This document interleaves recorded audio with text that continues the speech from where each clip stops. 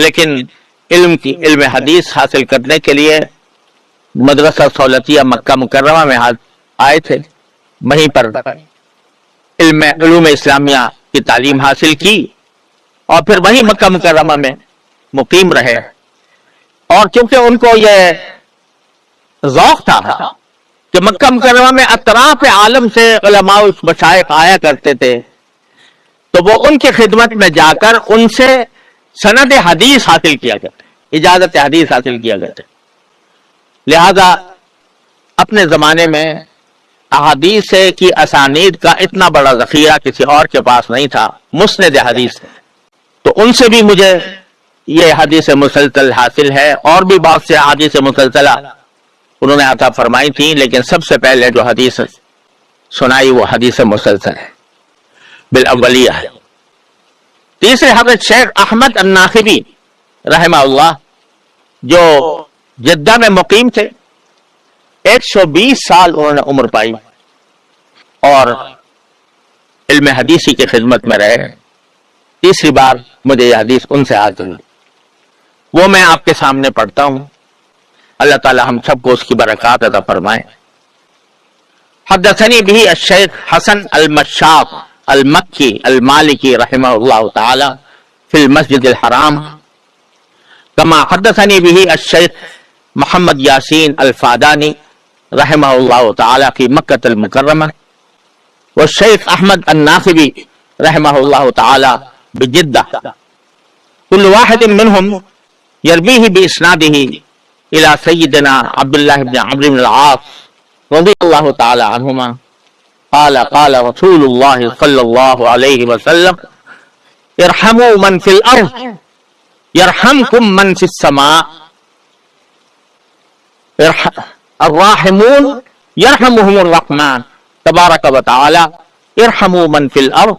يرحمكم من في السماء. میرے ساتھ ایک مرتبہ پڑھ لیجئے، الراحمون یرحمہم الرحمن تبارک و تعالی ارحموا من فی الارض کما اجیدکم جمیعا بكل ما اروی عن مشایخی فی پاکستان والہند والبلاد العربیہ، واسأل اللہ سبحانہ وتعالی ان یوفقنا جمیعا لاتباع سنت النبی الکریم صلی اللہ علیہ وسلم. آج اسی پر گفتگو تھوڑی سی کر لوں کہ یہ حدیث ہے جو آپ نے سنی ابھی، سب حضرات اس کا مطلب تو سمجھ ہی گئے ہوں گے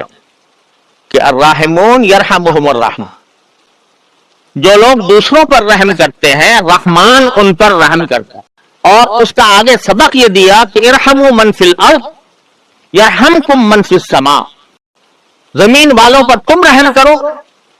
آسمان والا تم پر رحم کرے گا. یہاں غور کرنے کی بات یہ ہے کہ اس حدیث کو مسلسل بالاولیہ کہا جاتا ہے، جس کا مطلب یہ ہے کہ جب کسی شیخ کے پاس کوئی طالب علم حدیث سننے کے لیے گیا، حدیث حاصل کرنے کے لیے گیا، سب سے پہلی حدیث جو سنائی وہ یہ سنائی. حالانکہ احادیث بے شمار ہیں. امام بخاری نے انما الاعمال بالنیات سے شروع کیا ہے، کسی نے طہارت سے شروع کیا ہے، کسی نے صلاۃ سے شروع کیا ہے، کیونکہ ان عبادات کی اہمیت ہے. لیکن ہمارے ان اکابر نے اس حدیث سے سبق کا آغاز کر کے سب سے پہلے ہمارے طلباء کے دل میں، ان کی گھٹی میں یہ بات ڈالی کہ تم اگر نبی کریم رحمت للعالمین صلی اللہ علیہ وسلم کی احادیث پڑھنے جا رہے ہو تو پہلے نبی کریم صلی اللہ علیہ وسلم کی جو صفت رحمت ہے اس کو اپنی گھٹی میں ڈال لو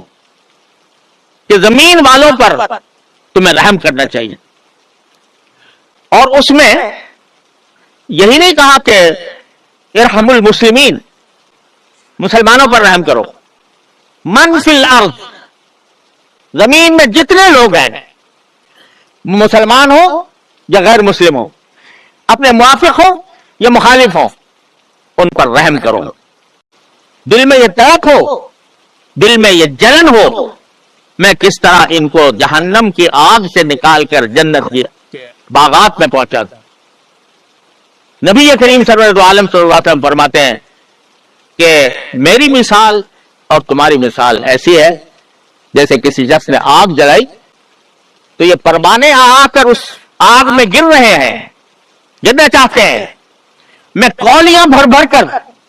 ان کو آگ سے بچا کر لے جانا چاہتا ہوں۔ کافروں پر غصہ نہیں بلکہ ان پر رحم ہے، ان پر ترس کھانا، یہ جہنم کی طرف جا رہا ہے، میں کسی طرح اس کو کھینچ کر جنت کی طرف لے آنے، یہ رحم ہے۔ یہ انبیاء کرام علیہ السلام کا یہی طریقہ ہوتا ہے کہ ان کا دل کوڑتا ہے، اتنا کوڑتا ہے کہ وہ اپنے آپ کو ہلاک کرنے کی فکر میں چلے جاتے ہیں۔ لعلک باخع نفسک الا یکونوا مؤمنین،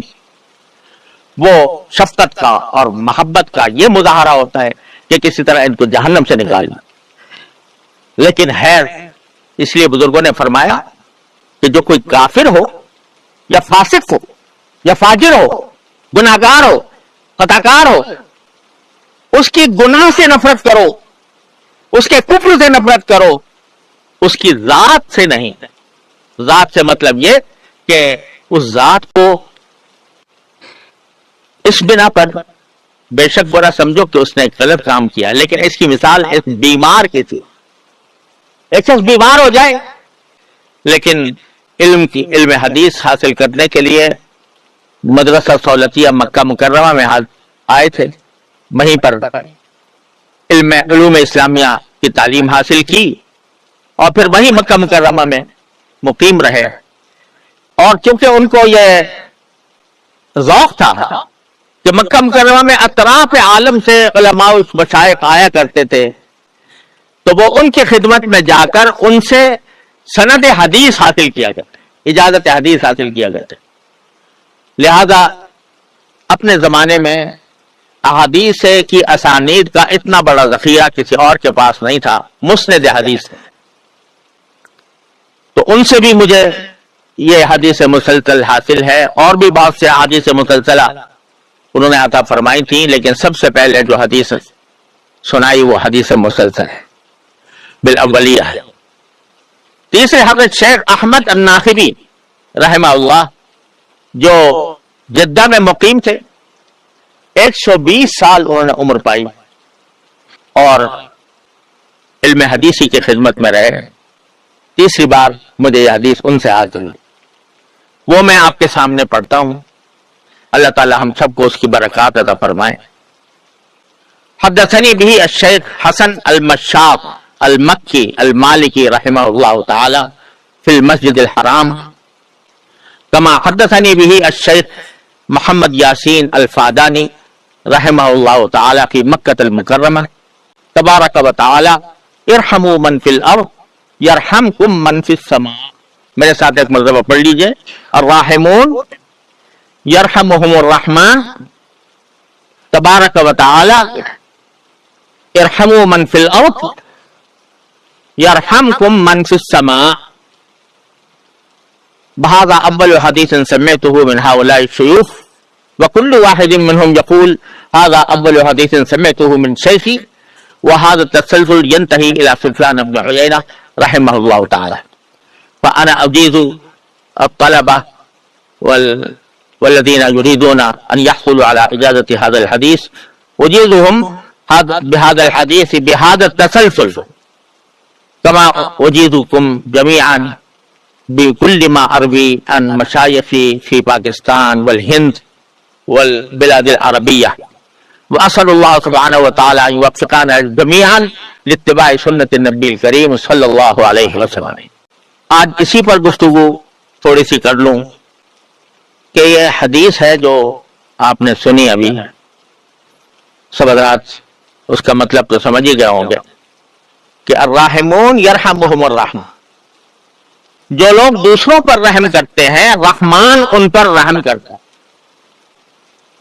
اور اس کا آگے سبق یہ دیا کہ ارحموا من فی الارض یرحمکم من فی السماء، زمین والوں پر تم رحم کرو، آسمان والا تم پر رحم کرے گا۔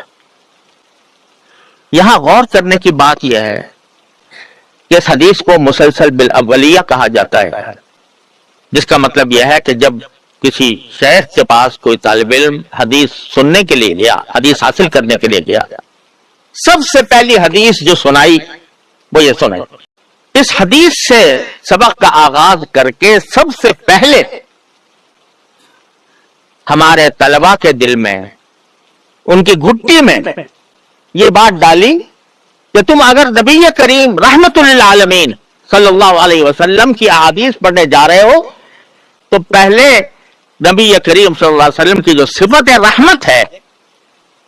اس کو اپنی گھٹی میں ڈال لو کہ زمین والوں پر تمہیں رحم کرنا چاہیے۔ اور اس میں یہی نہیں کہا کہ ارحم المسلمین، مسلمانوں پر رحم کرو، من فی الارض، زمین میں جتنے لوگ ہیں، مسلمان ہو یا غیر مسلم ہو، اپنے موافق ہو یا مخالف ہو، ان پر رحم کرو۔ رحم کے عنوانات مختلف ہوتے ہیں، رحم کے طریقے مختلف ہوتے ہیں، کسی کے ساتھ رحم کا تقاضا کچھ ہوتا ہے، کسی کے ساتھ رحم کا تقاضا کچھ اور ہوتا ہے، لیکن رحم سب پر کرنا ہے، کافروں پر بھی غیر مسلموں پر بھی۔ رحم کس طرح کرنا ہے کہ دل میں یہ درد ہو، دل میں یہ تڑپ ہو، دل میں یہ جلن ہو، میں کس طرح ان کو جہنم کی آگ سے نکال کر جنت کی باغات میں پہنچا دوں۔ نبی کریم سرور عالم صلی اللہ علیہ وسلم فرماتے ہیں کہ میری مثال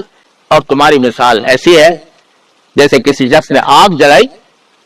تو یہ پروانے آ کر اس آگ میں گر رہے ہیں، گرنا چاہتے ہیں، میں کولیاں بھر بھر کر ان کو آگ سے بچا کر لے جانا چاہتا ہوں۔ کافروں پر غصہ نہیں بلکہ ان پر رحم، ان پر ترس کھانا، یہ جہنم کی طرف جا رہا ہے، میں کسی طرح اس کو کھینچ کر جنت کی طرف لے آنے، یہ رحم ہے۔ یہ انبیاء کرام علیہ السلام کا یہی طریقہ ہوتا ہے کہ ان کا دل کڑتا ہے، اتنا کڑتا ہے کہ وہ اپنے آپ کو ہلاک کرنے کی فکر میں چلے جاتے ہیں۔ لعلک باخع نفسک الا یکونوا مؤمنین،